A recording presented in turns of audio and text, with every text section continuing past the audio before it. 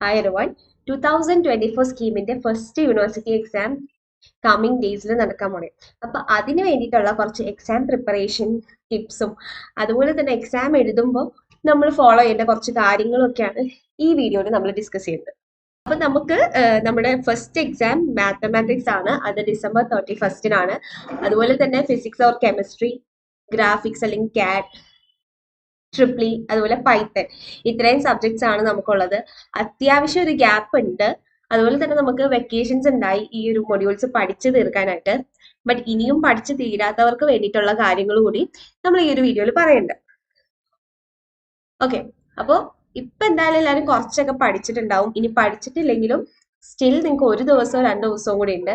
അപ്പൊ ആ ഒരു ടൈമിൽ മാക്സിമം എന്താ ചെയ്യുക, പഠിച്ചു തീർക്കാൻ നോക്കുക. ഇപ്പൊ നിങ്ങൾ പഠിക്കുന്ന ഒരു ചെറിയ കാര്യമാണെങ്കിലും ചിലപ്പോൾ അതിന് കിട്ടാൻ പോകുന്ന റിസൾട്ട് ചിലപ്പോൾ ഭയങ്കര വലുതായിരിക്കും. അതുപോലെ നിങ്ങൾ ഫോളോ ചെയ്യുന്ന ആ ഒരു പാറ്റേൺ നിങ്ങൾക്ക് എങ്ങനെയാണോ പഠിക്കാൻ കംഫർട്ടബിൾ ആ ഒരു രീതിയിൽ തന്നെ പഠിക്കുക. ചിലർക്ക് വായിച്ച് പഠിച്ചാൽ മനസ്സിലാവും, ചിലർക്ക് എഴുതി പഠിക്കണം. സോ അത് ഡിപ്പെൻഡ്സ് ഓൺ ഓരോരുത്തരുടെയും കാര്യമാണ്. അപ്പൊ നിങ്ങൾ എന്താ ചെയ്യുന്നത് ആ ഒരു കാര്യത്തിൽ ഫോക്കസ് ചെയ്തിട്ട് ഒരു ദിവസം ഉള്ളൂ എക്സാമിനെങ്കിൽ നിങ്ങൾക്ക് ടോട്ടൽ 4 മൊഡ്യൂൾസ് ആണ്. ഈ 4 മൊഡ്യൂൾസ് നിങ്ങൾ നല്ല രീതിയിൽ തന്നെ റിവൈസ് ചെയ്യുക. അതുപോലെ തന്നെ പ്രീവിയസ് ഇയർ ക്വസ്റ്റ്യൻ പേപ്പേഴ്സ് നിങ്ങൾക്ക് ഇപ്പോൾ 2024 സ്കീമിന്റെ പേപ്പേഴ്സ് കിട്ടത്തില്ല.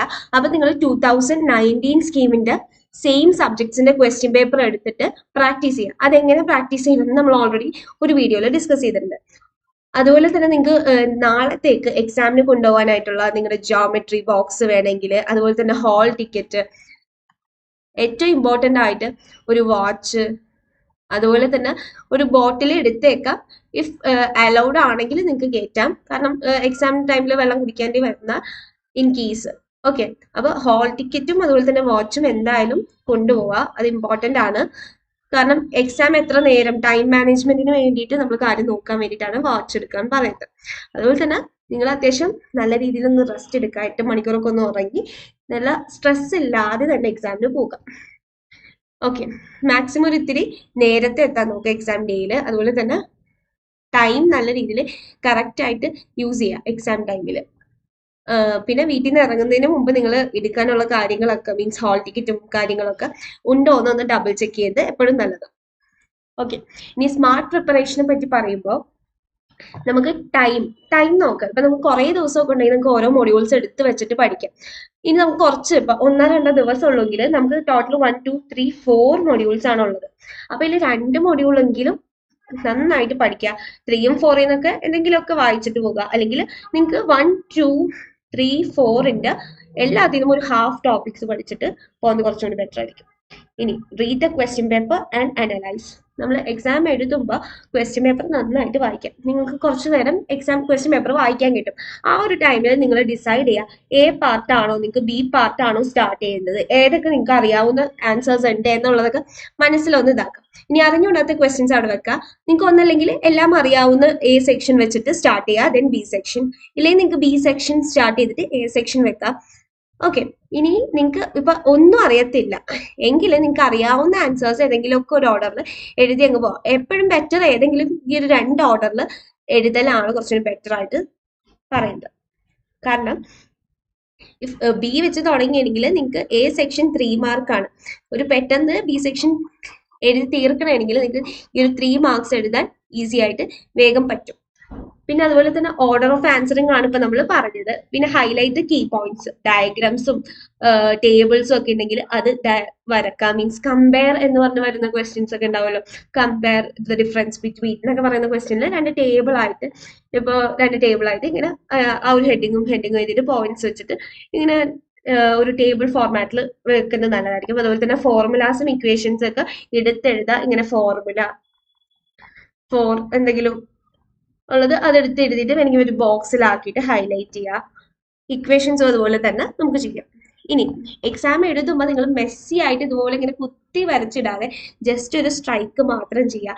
ഇൻ കേസ് ഇപ്പോൾ നിങ്ങൾ ഒരു ആൻസർ എഴുതി പക്ഷെ നിങ്ങൾക്ക് അത് ഉറപ്പില്ല, പക്ഷെ ആ ആൻസർ കുറച്ചും കൂടി വേറെ രീതിക്ക് എഴുതാ എന്ന് തോന്നുകയാണെങ്കിൽ നിങ്ങൾക്ക് അത് ലാസ്റ്റ് ചെയ്യാം. ഇപ്പൊ ഒരു ബി പാർട്ടിൽ ഒരു 9 മാർക്കിന്റെ ക്വസ്റ്റ്യൻ നിങ്ങൾ എഴുതി കഴിഞ്ഞിട്ട് നിങ്ങൾക്ക് അത് ഉറപ്പില്ല, ബട്ട് നിങ്ങൾക്ക് അതിന്റെ ആൻസർ കുറച്ച് കഴിഞ്ഞപ്പോൾ ഓർമ്മ വരുന്നുണ്ട്. അപ്പൊ നിങ്ങൾ ഡയറക്റ്റ് പോയിട്ട് കട്ട് ചെയ്യാതെ ഇഫ് പോസിബിൾ ടൈം കിട്ടണേണ് ലാസ്റ്റത്തേക്ക് മാത്രം അത് വെക്കുക. ലാസ്റ്റത്തേക്ക് വെച്ചിട്ട് ടൈം കിട്ടണമെങ്കിൽ ആ സെയിം ക്വസ്റ്റ്യൻ എഴുതിയിട്ട് ഫൈനലി എഴുതി കഴിയുമ്പോൾ മാത്രം കട്ട് ചെയ്യുക.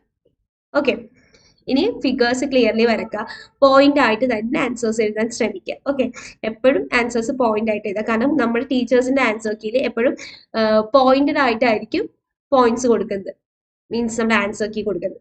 പിന്നെ എല്ലാ ക്വസ്റ്റ്യൻസും അറ്റൻഡ് ചെയ്യുക. ഇതെന്താ പറയുന്നതെന്ന് പറഞ്ഞാൽ ചില കേസുകളിൽ ക്വസ്റ്റ്യനിൽ എന്തെങ്കിലും കറക്ഷൻസ് അതുപോലെ തന്നെ ക്വസ്റ്റ്യൻ തെറ്റായിട്ട് വരാം. അപ്പൊ നിങ്ങൾ ക്വസ്റ്റ്യൻ നമ്പർ ഇട്ടിട്ടുണ്ടെങ്കിൽ നിങ്ങൾക്ക് എന്തായാലും മാർക്ക് കിട്ടാനുള്ള ഒരു പോസിബിലിറ്റി ഉണ്ട്. അപ്പൊ അതുകൊണ്ട് തന്നെ എല്ലാ ക്വസ്റ്റ്യൻസിനും എന്തെങ്കിലുമൊക്കെ ആൻസേഴ്സ് എഴുതി അറ്റൻഡ് ചെയ്യാൻ ശ്രമിക്കുക, ഇൻ കേസ് നിങ്ങൾക്ക് ഒന്നും അറിഞ്ഞൂടെങ്കിൽ. പിന്നെ ആൻസർ എഴുതുമ്പോൾ ബുള്ളറ്റ് പോയിന്റ്സ്, നമ്പർ, ഹെഡിങ്സ് ഇതൊക്കെ പ്രോപ്പർ ആയിട്ട് മെയിൻറ്റെയിൻ ചെയ്യുക. കീ പോയിന്റ്സ് ആയിട്ട് എഴുതുക. പിന്നെ അപ് ടു ദ മാർക്കിന് എഴുതുക. ഇപ്പൊ ഒരു 3 മാർക്കിന് ഒരു ഫുൾ പേജ് എഴുതാതെ നിങ്ങളൊരു 3 മാർക്കിന് ഇപ്പൊ ഒരു പേജ് തന്നിട്ടുണ്ടെങ്കിൽ അതിൻ്റെ ഒരു കൺസിഡർ ചെയ്യുക, ഇങ്ങനെ ഒരു ഹാഫ് പേജ് ആയിട്ട് കൺസിഡർ ചെയ്യുക. ഒരു ഹാഫ് ഏരിയാസ് വെച്ചേക്കാം. ഇപ്പൊ 1, 2, അതിന് ശേഷം നിങ്ങൾക്ക് ഇപ്പൊ ഇനി ആഡ് ചെയ്യണമെങ്കിൽ തന്നെ അവിടെ ആഡ് ചെയ്ത് പോകാനുള്ളൂ. ഓക്കെ, അപ്പൊ ഒരു ഹാഫ് പേജ് വെച്ചിട്ട് 3 മാർക്സ് ചെയ്താൽ 9 മാർക്സ് ആണെങ്കിൽ ഒരു 9 മാർക്സ് ആണെങ്കിൽ ഒരു ഒറ്റ പേജ് മൊത്തം എഴുതുക. ഡിപ്പെൻസ്. ഓക്കെ, 3 മാർക്ക് ആണെങ്കിൽ ഇത്രയും എഴുതണമെന്നില്ല. 1, 2 ഒരു 3 ക്വസ്റ്റ്യൻ ഒക്കെ ഒരു പേപ്പറിൽ എഴുതിയാലും വലിയ ഇഷ്യൂസ് ഒന്നും ഇല്ല. അപ് ടു ദ മാർക്കും അപ് ടു ദ പോയിന്റ് ആയിട്ട് എഴുതുക. ഭയങ്കര ഡീറ്റെയിൽ ആയിട്ട് പോകാതെ ഇരിക്കുക. മീൻസ് ക്വസ്റ്റ്യനിൽ ചോദിക്കാത്ത കാര്യങ്ങൾ എടുത്ത് പറയാതിരിക്കുക. മീൻസ് വേണ്ട കാര്യം മാത്രം എഴുതുക. അതാണ്. ഇഫ് എല്ലാം എഴുതി കഴിഞ്ഞതിന് ശേഷം ഫൈനലി എല്ലാ ക്വസ്റ്റ്യൻസ് എഴുതിയിട്ടുണ്ടോ, എല്ലാണോ കറക്റ്റ് ആയിട്ടാണോ, അതുപോലെ തന്നെ വേണമെങ്കിൽ ഇപ്പൊ ടൈം കിട്ടണമെങ്കിൽ ഓരോ ക്വസ്റ്റ്യൻസ് കഴിഞ്ഞിട്ടൊരു ലൈൻ ഒക്കെ വരച്ചു കൊടുത്ത് ഒരു നീറ്റ്ലി പ്രസന്റ് ചെയ്യുക, കുറച്ചും കൂടി നല്ലതായിരിക്കും. ഓക്കെ, അപ്പൊ നീറ്റ് പ്രസന്റേഷൻ കുറച്ചും കൂടി നല്ലതാണ്. കാരണം നമ്മൾ എപ്പോഴും പറയില്ലേ, first impression is the best impression എന്നൊക്കെ പറയുന്ന പോലെ അത് കുറച്ചുകൂടി നല്ലതായിരിക്കും. നിങ്ങൾക്ക് എ പാർട്ടിൽ 3 മാർക്സ് ആണ്, ബി പാർട്ടിൽ 9 മാർക്സ് ആണ്. അത് ഭയങ്കര ബ്രീഫ്ലി അല്ല, അപ് ടു ദ പോയിന്റ്സ് എഴുതുക. 9 മാർക്സിൽ കുറച്ചുകൂടി ഡീറ്റെയിൽഡ് ആയിട്ടുള്ള ആൻസേഴ്സ് എഴുതുക. പിന്നെ ടൈം മാനേജ്മെന്റും order based, means answer the easiest question first. Means ഏത് സെക്ഷൻ ആണോ, എ ആണോ ബി ആണോ, അതല്ലെങ്കിൽ നിങ്ങൾക്ക് അറിയാവുന്ന ക്വസ്റ്റ്യൻസ് വീതം എഴുതി പോവാ. എപ്പോഴും ആ ക്വസ്റ്റ്യൻ നമ്പേഴ്സ് പ്രോപ്പർ ആയിട്ട് ഇടാം. ഓക്കെ, ടീച്ചേഴ്സിന് ഒരു കൺഫ്യൂഷൻ ഉണ്ടാക്കുന്ന രീതിയിൽ എഴുതരുത്. ചെയ്യുക എന്ന് പറഞ്ഞാൽ നിങ്ങൾ കാമായിട്ട് ഇരുന്ന് ക്വസ്റ്റ്യൻ പേപ്പർ ഒക്കെ അനലൈസ് ചെയ്യണം. പിന്നെ ആ maintain order of answers maintain ചെയ്യണം. ഡയഗ്രാംസ്, ഫിഗേഴ്സ് ഒക്കെ നീറ്റ്ലി ചെയ്താൽ സ്ട്രൈക്ക് ഓഫ് ചെയ്ത് മീൻസ് വൃത്തികേടാക്കാതെ തന്നെ ചെയ്യുക. പിന്നെ സ്ട്രെസ് ഒന്നും അടിക്കരുത്. എസ് സി ആയിട്ട് ഭയങ്കര കുറേ ഒന്നും എഴുതരുത്. പിന്നെ ഡയഗ്രാംസ് ഒക്കെ ഉണ്ടെങ്കിൽ ഒട്ടും മിസ്സാക്കരുത്. ഒരു മാർക്സ് ഒരു ആൻസർ തന്നെ ഒരു 3-4 പേജ് ഒന്നും ഒട്ടും എഴുതരുത്. ഓക്കെ, അപ്പൊ ഫൈനൽ ടിപ്പ് എന്ന് പറഞ്ഞാൽ ഇപ്പൊ നമ്മൾ പഠിച്ച എന്താന്ന് വെച്ചിട്ട് അത് വെച്ചിട്ട് നല്ല രീതിയിൽ എക്സാം എഴുതുക. എപ്പോഴും നിങ്ങൾ ടൈം എത്ര മണിക്കൂറാണ് എക്സാം എന്നുള്ളത് എപ്പോഴും നോക്കുക. ആ ഒരു ടൈമിൽ തന്നെ കംപ്ലീറ്റ് ചെയ്യുക. മാക്സിമം എല്ലാ ക്വസ്റ്റ്യൻസും എഴുതുക. ഇതൊക്കെയാണ് ഏറ്റവും നമ്മൾ ശ്രദ്ധിക്കേണ്ട കാര്യം. പിന്നെ എക്സാമിന് കയറുന്നതിന് മുമ്പ് സ്ട്രെസ് അടിക്കാതിരിക്കുക. കാരണം ഫസ്റ്റ് എക്സാം ആണ്. അപ്പോൾ ഒട്ടും സ്ട്രെസ് അടിക്കേണ്ടത് നിങ്ങളൊരു നോർമൽ എക്സാം പോലെ തന്നെ എടുക്കുക. കാരണം ഒരൊറ്റ സെമസ്റ്റർ നിങ്ങൾക്ക് കണ്ടിന്യൂസ്ലി കുറേ പേപ്പേഴ്സ് ഇതുപോലെ തന്നെ എഴുതാനുള്ളത്. ഫസ്റ്റ് ഇതാണെന്ന് പറഞ്ഞിട്ട് പേടി ഉണ്ടാകും. ബട്ട് വൺസ് അതൊന്ന് ടാക്കിൾ ചെയ്യുക. ഭയങ്കരമായിട്ട് ഓവർ സ്ട്രെസ്ഡ് ആവാതിരിക്കുക. അതുപോലെ തന്നെ ടൈം നന്നായിട്ട് നോക്കിയിട്ട് എഴുതാം. ടൈം തീർന്നു പോകുമെന്ന് പേടിക്കാതെ റിലാക്സ് ചെയ്തിട്ട് തന്നെ എഴുതാം. അപ്പൊ നമ്മുടെ എക്സാം 2.5 മണിക്കൂറാണ് നമുക്ക് എക്സാം ടൈം വരുന്നത് അല്ലെ. ഈ 2.5 മണിക്കൂറിൽ നിങ്ങൾക്ക് ഒരു 30 to 45 മിനിറ്റ്സ് 3 മാർക്സിൽ സ്പെൻഡ് ചെയ്യുക. ബാക്കിയുള്ള മണിക്കൂർ മൊത്തം എന്ത് ചെയ്യുക, ബാക്കി കിട്ടുന്ന 1.5 മണിക്കൂർ മൊത്തം 9 മാർക്ക് ക്വസ്റ്റ്യൻസിൽ സ്പെൻഡ് ചെയ്യാൻ ശ്രമിക്കുക. ഓക്കെ, കുറേ നേരം ഒരു 1 അവർ ഒട്ടും നിങ്ങൾ 3 മാർക്സിൽ ഇരിക്കാൻ പാടില്ല. 3 മാർക്സ് 1 അവറിൽ കൂടുതൽ ഒന്നും എഴുതാൻ പാടില്ല. കാരണം മാക്സിമം 45 ആണ്. പെട്ടെന്ന് തന്നെ നിങ്ങൾ 9 മാർക്സിലോട്ട് കടക്കണം. കാരണം ഭയങ്കരമായിട്ട് സ്പെൻഡ് ചെയ്യരുത് അവിടെ ടൈം. ഓക്കെ, അപ്പൊ അത്രേ ഉള്ളൂ. അപ്പൊ എല്ലാവർക്കും good luck and all the best. First exam ആണ്, മാത്തമാറ്റിക്സ് ആണ്, സ്ട്രെസ്ഫുൾ ആണ്. ബട്ട് റിലാക്സ് ചെയ്ത് തന്നെ എഴുതുക. എല്ലാ ഇക്വേഷൻസും കാര്യങ്ങളൊക്കെ റിവൈസ് ചെയ്യുക ഈ കിട്ടുന്ന ടൈമിൽ. അപ്പൊ താങ്ക് യു.